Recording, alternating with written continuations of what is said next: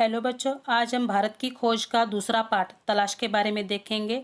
इस पाठ के अंतर्गत कुछ 6 बिंदु यानी 6 पॉइंट आते हैं। जिसे पहला है भारत के अतीत की झांकी, दूसरा है भारत की शक्ति और सीमा, तीसरा है भारत की तलाश, चौथा है भारत माता, पांचवा है भारत की विविधता और एकता और छठा है जन संस्कृति। तो आज हम पहला पॉइंट यानी भारत के अतीत की झांकी इसके बारे में सारांश रूप में जानेंगे। तो इस पॉइंट में, इस बिंदु में भारत को लेकर नेहरू जी की क्या सोच थी, उन्हें कौन कौन से सवाल आते थे, इसके बारे में जानेंगे। उसी के साथ भारत की मजबूती का कारण जानने के लिए उन्होंने किस तरह भारत का आलोचक की तरह निरीक्षण किया, इसके बारे में भी जानेंगे। तो आलोचक का अर्थ है सही गलत जो धारणाएं होती है उन्हें प्रकट करने वाला आलोचक कहलाता है। तो पहले बिंदु की तरफ बढ़ते हैं, जिसका नाम है भारत के अतीत की झांकी। तो नेहरू जी ने इस पाठ में कहना चाहा है कि भारत के अतीत में अवश्य ही ऐसी कोई शक्ति या दृढ़ता रही होगी जो भारत में इतनी समस्याएं होते हुए भी भारत का अस्तित्व बिल्कुल भी नहीं डगमगाया। मतलब नेहरू जी कहते हैं कि पिछले 5000 वर्षों का अगर हम इतिहास देखेंगे तो हम देख पाएंगे कि भारत में जो संस्कृति है, जो सभ्यता है, उसका मुकाबला पूरा विश्व बिल्कुल नहीं कर सकता। तो नेहरू जी एक आलोचक की तरह इस देश की तरफ देखना चाहते थे, यानी उस देश की आलोचना करना चाहते थे। तब उनके मन में अनेक सवाल आते थे जैसे कि आखिर यह भारत क्या है, अतीत में यह किस विशेषता का प्रतिनिधित्व करता था, इसने अपनी शक्ति को कैसे खो दिया, भारत ने अपनी शक्ति को खोया है तो पूरी तरह से खो दिया है क्या। तो भारत में जो विशाल लोक संख्या है, इसके बावजूद भारत के पास ऐसी कौन सी बात है जो जानदार कहा जा सके, जो आधुनिक विश्व से उसका आज भी तालमेल बैठता है। ऐसे अनेक सवाल उनके मन में आते थे और एक आलोचक के भांति वे भारत का विश्लेषण कर, भारत के अतीत का विश्लेषण कर यह जानना चाहते थे कि आखिर भारत की मजबूती का कारण क्या है।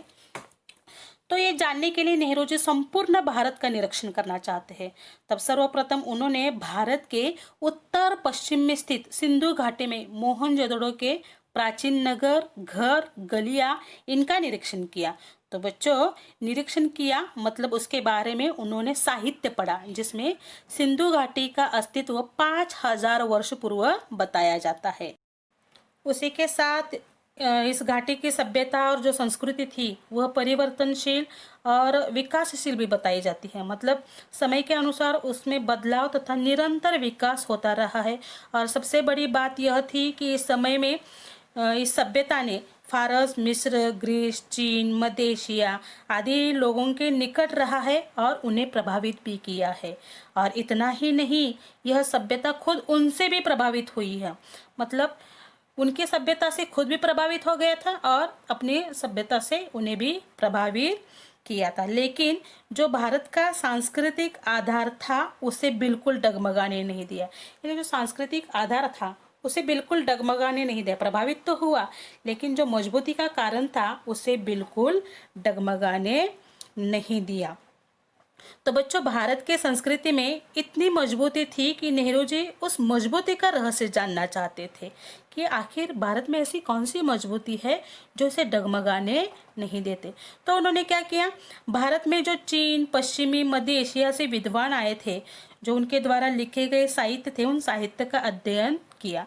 उनसे भारत की उपलब्धियों के बारे में जाना, हिमालय पर्वत और उनसे जुड़ी अनेक दंत कथा या मिथकों के बारे में जाना। उसी के साथ हिमालय के गोदी से जिन नदियों का उगम होता था, जैसे कि सिंधु, ब्रह्मपुत्रा, यमुना, गंगा, इन नदियों ने भी उन्हें प्रभावित किया। किन्हें प्रभावित किया? नेहरू जी को प्रभावित किया।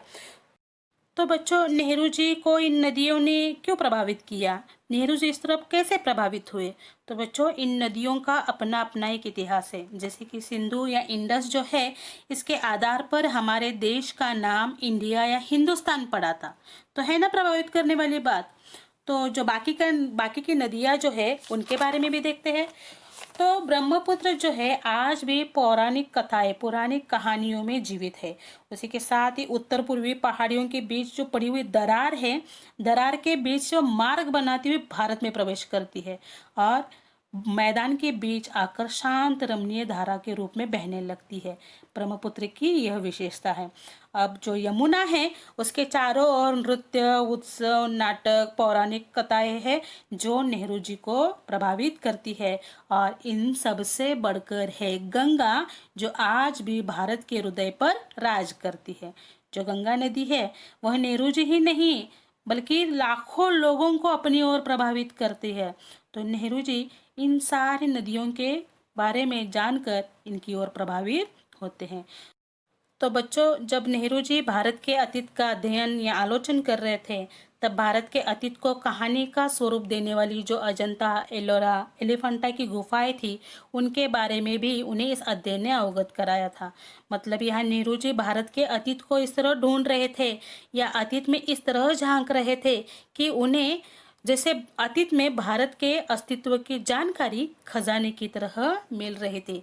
मतलब भारत में जो पुराने स्मारक हो, भग्नावशेष हो, पुरानी मूर्तियां हो या अजंता, एलोरा, एलिफेंटा की गुफाएं हो, इनकी जानकारी उन्हें मिल रही थी। और उनका जो आलोचन था भारत के प्रति, भारत के अतीत का आलोचन जो था वह आगे बढ़ रहा था।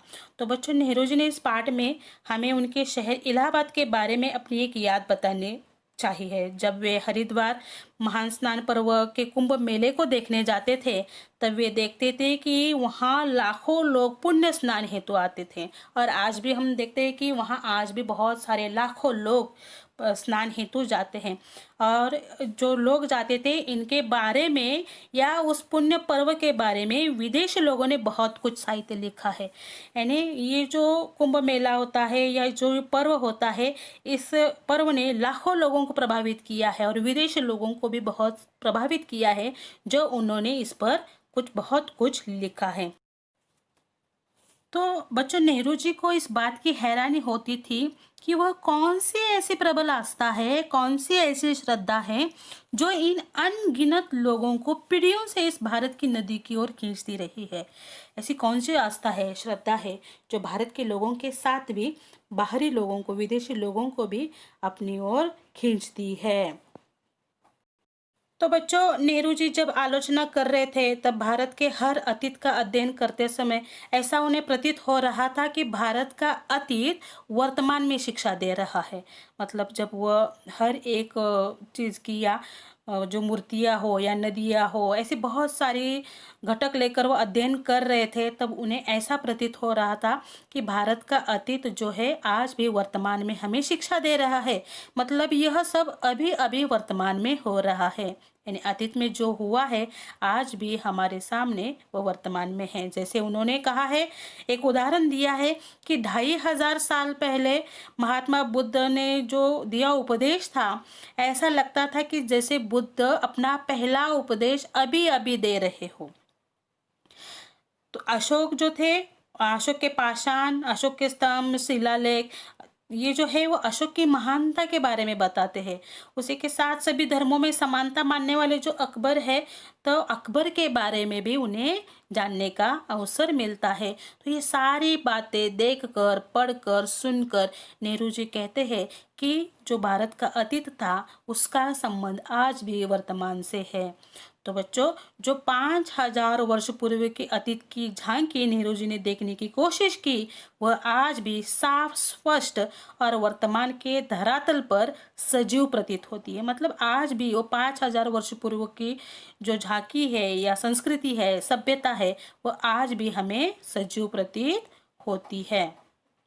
बच्चों, यह हमारा भारत की खोज की तलाश पाठ का पहला पॉइंट, अतीत की झांकी, पूरा होता है। अगले वीडियो में हम दूसरा पॉइंट देखेंगे जिसका नाम है भारत की शक्ति और सीमा, और तीसरा पॉइंट भारत की तलाश के भी बारे में जानेंगे। तब तक आपको ये वीडियो सुनना है। धन्यवाद।